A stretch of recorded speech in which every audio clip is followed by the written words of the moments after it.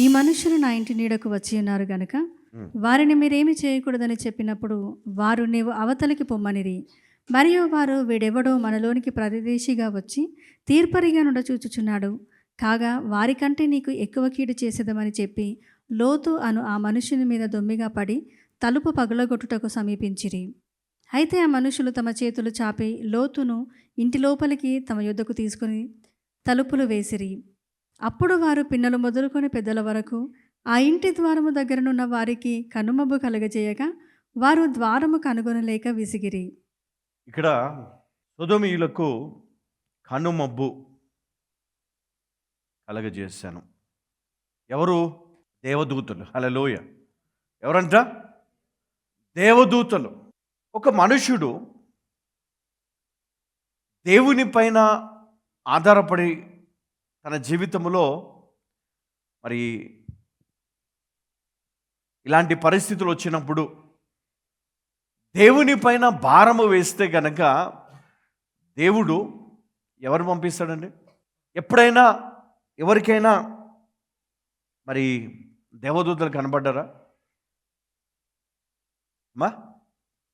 మనం ఏమనుకుంటాం దేవదూతలు అంటే రెక్కలు కదా, చాలా పెద్దగా ఉంటారు. వాళ్ళని చూడాలని కూడా మనం ప్రార్థన చేస్తాం కదా, ప్రభా దేవదూతలు మాకు కనపడాలి, మేము చూడాలి.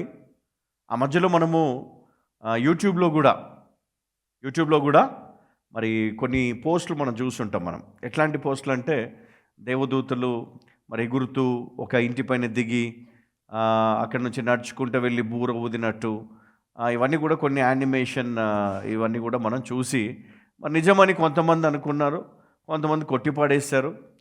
మరి మనము నిజంగా అయితే బాగుండేది అని కూడా మనం అనుకుని ఉంటాం కదా, నిజంగా వస్తే బాగుండు. వాస్తవానికి ఇక్కడ మనం గమనిస్తే ఈ సొదొమ ఆ ప్రాంతంలోనికి వీరు వచ్చినప్పుడు వీరు ఎలా ఉన్నారంట? ఒకసారి చదువుదామా ముందు నుంచి. ఆ సాయంకాలం మందు ఆ ఇద్దరు దేవదూతలు సొదొమ చేరినప్పటికీ లోతు సొదొమ గవిని యొద్ద కూర్చుండి ఉండెను. లోతు వారిని చూచి వారిని ఎదుర్కొనుటకు లేచి సాష్టాంగ నమస్కారము చేసి, నా ప్రభువులారా దయచేసి మీ దాసుని ఇంటికి వచ్చి రాత్రి వెళ్ళబుచ్చి కాళ్ళు కడుకొనుడి, మీరు పెందల కడ లేచి మీ త్రోవను వెళ్ళవచ్చుననెను. అందుకు వారు అలాగు కాదు, నడివీధిలో రాత్రి వెళ్ళబుచ్చుదామని చెప్పిరి. ఆయనను అతడు మిక్కిలి బలవంతము చేసినప్పుడు వారు అతని తట్టు తిరిగి అతని ఇంట ప్రవేశించిరి. అతడు వారిని విందు చేసి పొంగని రొట్టెలు కాల్చగా వారు భోజనము చేసిరి. ఇక్కడ మనం గమనిస్తే మరి ఇక్కడ దూతలు కదా, ఏమని రాయబడింది ఇక్కడ? ఇద్దరు దేవదూతలు సొదొమ చేరుకున్నప్పుడు కదా, వీరు ఎలా ఉన్నారు? ఒకవేళ పెద్ద పెద్ద రెక్కలు ఉండి వింతైన ఆకారం ఉంటే కనుక మరి ఈయన ఏం చేసేవాడు? ఇంటికి రమ్మని పిలిచేవాడా? అమ్మా, ఎలా ఉండుంటారు వాళ్ళు? మనుషుల్లాగే ఉన్నారు కదా, మనుష్యులు. వాళ్ళ ఆకారం ఎట్లుండుంటుంది? మనుష్యులు. కాబట్టి మరి ఆయన వారిని ఆయన ఇంటికి ఆహ్వానించారు. అంటే మనం ఏం ఎక్స్పెక్ట్ చేస్తూ ఉన్నాం? దేవదూతలు అంటే రెక్కలు ఉండాలి కదా, చాలా పెద్దగా ఉంటారు, మనం ప్రార్థన చేయగానే వాళ్ళు వచ్చేస్తారు. కానీ మనుషుల్లాగానే వాళ్ళు, అంటే వాళ్ళ ఆకారాలు మారుతాయి. ఒక్కొక్కసారి ఒక్కొక్కలాగా వాళ్ళు మన దగ్గరకు వస్తారు. కాకపోతే ఇక్కడ ఎలా కనబడ్డారంటే మనుషుల్లాగానే కనబడ్డారు. కొన్ని సందర్భాల్లో దేవదూతలు అంటే దేవుని కోసం పని చేస్తున్నవారు, వాళ్ళని కూడా దూతలని అంటారు. రాజభటులు మరి రాజదూతలు అని కూడా అంటారు వాళ్ళని కదా. అలాగే ఇక్కడ మనం చూస్తూ ఉన్నాం, వీళ్ళకి ఎలాంటి శక్తి ఉంది అంటే ఏ మనుషులైతే వారిని పట్టుకుందామని ప్రయత్నం చేశారో వాళ్లకు వీళ్ళు ఏం చేశారంట? వాళ్ళ కళ్ళు మబ్బు కమ్మిపోయినాయంట. అంటే వాళ్ళకి చీకటి, సడన్గా ఇప్పుడు మనకి ఇక్కడంతా కూడా స్మోక్ వచ్చేసింది అనుకోండి, ఏమైనా కనపడతాయా? కనపడదు. ఈ కళ్ళు వారికి మబ్బు అయిపోయినాయి అన్నమాట. అంటే వాళ్ళు ఎక్కడున్నారో తెలియని పరిస్థితి. మళ్ళీ ఒకసారి చూద్దాం. నీవు అవతలికి పొమ్మనిరి, మరియు వారు వీడెవడో మనలోనికి పరదేశిగా వచ్చి తీర్పరిగా నుండ చూచుచున్నాడు, కాగా వారికంటే నీకు ఎక్కువ కీడు చేసేదమని చెప్పి లోతు అను ఆ మనుష్యుని మీద దొమ్మిగా పడి తలుపు పగులగొట్టుటకు సమీపించిరి. అయితే ఆ మనుష్యులు తమ చేతులు చాపి లోతును ఇంటి లోపలికి ఇక్కడ ఏమని రాయబడింది? ఇక్కడ ఆ మనుష్యులు తమ చేతులు చాపి లోతును ఇంటి లోపలికి తమ యొద్దకు తీసుకొని తలుపు వేసిరి. అప్పుడు వారు పిన్నలు మొదలుకొని పెద్దల వరకు ఆ ఇంటి ద్వారము దగ్గరున్న వారికి కనుమబ్బు కలగచేయగా వారు ద్వారము కనుగొనలేక విసిగిరి.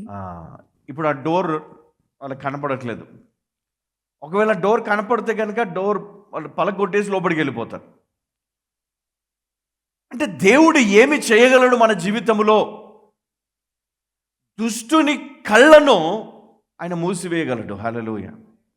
మనం బాధపడుతూ ఉన్నాం, ఏడుస్తూ ఉన్నాం. ఒక శత్రువు మనం నాశనం చేయాలని ప్రయత్నం చేస్తూ ఉన్నాడు. డైరెక్ట్గా వచ్చి చేస్తూ ఉండొచ్చు, లేదా ఇండైరెక్ట్గా ఎక్కడో కూర్చొని ఏదో విచ్క్రాఫ్ట్ చేసి కూడా చేస్తూ ఉండొచ్చు. కానీ దేవుడు నిన్ను కాపాడాలి అనుకుంటే వానికి ఏం చేయగలడు? అమ్మా, నువ్వు కనపడకుండా చేయగలడు ఆయన, నువ్వు దొరకకుండా చేయగలడు, వాడు కన్ఫ్యూజ్ అయ్యేలా చేయగలడు దేవుడు. తర్వాత అప్పుడు ఆ మనుష్యులు లోతుతో, ఇక్కడ నీకు మరి ఎవరున్నారు? నీ అల్లుని, నీ కుమారులను, నీ కుమార్తెలను, ఈ ఊరిలో నీకు కలిగిన వారిని అందరినీ వెలుపలికి తీసుకుని రమ్ము. చూడండి, ఇక్కడ ఇంకొక విషయం కూడా మనం ఆలోచన చేయాలి. ఏ కుటుంబం అయితే దేవునికి కోసం నిలబడుతుందో, గుర్తుపెట్టుకోండి, మనము ఏదైతే పద్ధతిని అనుసరిస్తున్నామో ఆ పద్ధతి కాదండి. మనకు నచ్చితే మనం ప్రార్థన చేస్తాం, నచ్చకపోతే మనం చేయం కదా. మనం నచ్చితే మందిరానికి వెళ్తాం, నచ్చకపోతే మనం వెళ్ళాం. మన అభిప్రాయాలు ఎట్లుంటాయంటే మూడ్ థింగ్స్ చాలా డిఫరెంట్గా ఉంటాయి. మనతో మంచిగా మాట్లాడితే మనం మంచిగా మాట్లాడతాం. మనం ఏమంటాం? నువ్వు నాతో మంచిగా ఉంటే నేను నీతో మంచిగా ఉంటా అంటారు కదా. నువ్వు మంచిగా మాట్లాడితే నేను మంచిగా మాట్లాడతాను. Give respect and take respect, ఆ పాలసీ నాది అంటాం మనం. ఇక్కడ దేవుని సంబంధి ఎట్లా ఉండాలి అంటే తమను తాము తగ్గించుకునేటట్టు బ్రతికితే వాళ్లకు దేవుడు ప్రొటెక్షన్గా ఉంటాడు. హల్లెలూయా. అంటే నీ జీవితంలో ఒక మేలు జరగబోతుంది, దాన్ని అడ్డుకోవాలని చూశాడు సాతానుడు. ఆ రాత్రి వీరు మరి అక్కడికి వెళ్ళాల్సి వచ్చింది. అది దేవుని ఏర్పాటు. లోతు పిలవడము, ఇంటిలో భోజనం చేసి ఉదయాన్నే వెళ్ళొచ్చు రెస్ట్ తీసుకొని ఆయన చెప్పినప్పుడు మరి వారు కొంచెం వెనక ముందైనా తర్వాత వెళ్ళడానికి ఇష్టపడ్డారు, వెళ్ళారు. కానీ అక్కడ ఎవరు సిద్ధంగా ఉన్నారు? సాతాను సంబంధులు. హల్లెలూయా. సాతాను సంబంధులు అంటే మన ఆశీర్వాదాన్ని ఎలాగైనా నాశనము చేయాలని చూస్తాడు వాడు ఏమైనా చేస్తాడు, ఎంత దూరమైనా తీసుకొని వెళ్తాడు. నువ్వు మందిరానికి రాకుండా చేయడానికి వాడు ఏమైనా చేస్తాడు కదా. ఎంత దూరమైనా వాడు వెళ్ళడానికి వెనకాడడు. సడన్గా మందిరానికి బయలుదేరే ముందే ఇంట్లో కొన్ని సమస్యలు, గొడవలు, లేదా ప్రార్థన చేసుకుందామని నువ్వు మోకరించినప్పుడు సమస్యలు, గొడవలు, నువ్వు ఆత్మీయంగా ఎదుగుతున్నప్పుడే సమస్యలు. నువ్వేం చేయాలి? నువ్వు జయించాలి వాటిని. ఎప్పుడైతే నువ్వు జయించడానికి నీ విశ్వాసాన్ని నువ్వు కూడగట్టుకుంటావో దేవుడు తన దూతలను ఆజ్ఞాపిస్తాడు నీ లైఫ్లోకి. హల్లెలూయా. నేను చెప్తున్నాను, ఎప్పుడైతే ఈ అద్భుతమైనటువంటి కార్యము నీ జీవితంలో మొదలవుతుందో ఇక నీ జీవితం అంతా ఎట్లా ఉంటుందో తెలుసా? నీ పిల్లలు కూడా వారి ప్రొటెక్షన్లో ఉంటారు. హల్లెలూయా. హల్లెలూయా. దేవదూతల ప్రొటెక్షన్లో ఆయన చూసుకుంటాడంట. హల్లెలూయా, హల్లెలూయా, హల్లెలూయా.